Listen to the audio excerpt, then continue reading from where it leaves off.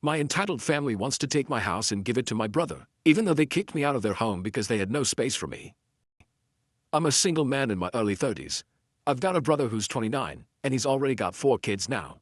He had his first at 22, and the second followed a year later. Then the third 2 years after that. And the fourth is the most recently born a couple months ago.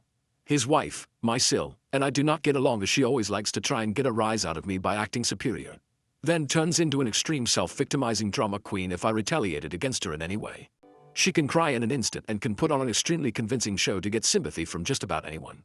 My parents and brother absolutely adore her, even though they know exactly how she really is and just don't care. She's very good looking, I'll give her that. But she's so awful that I could never be attracted to her. She also refuses to get any sort of job, even though she has a college degree, and my mother willingly helps with the kids all day. So their finances are entirely dependent on my brother.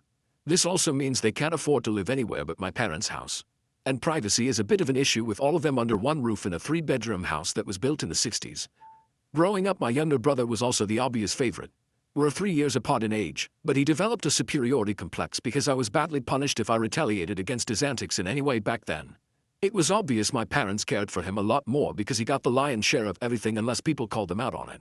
Which did happen a fair bit by other members of family. Which is why my parents packed us all up and moved us about 150 miles away from them, so they generally would only see us on holidays since it was a 3-hour drive. My brother got physically abusive towards me on a number of occasions, flirted relentlessly with my first girlfriend to the point she broke up with me, and laughed at any misfortune I had. And my parents just told me to suck it up whenever I was upset about it. I only got equal treatment when my parents wanted to keep up appearances. I admit it was rather funny to see the looks on their faces whenever they had to treat me equal to my brother on birthdays and Christmas because other people were present. We had relatives that were very nosy and loved gossiping drama. So my parents did their best to hide what was really going on, and threatened to take all my stuff away if I didn't keep my mouth shut.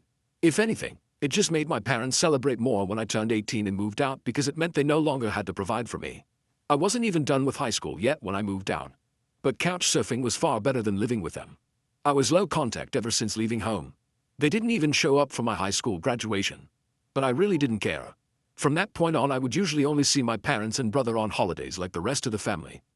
The start 2020 pandemic was not kind to me.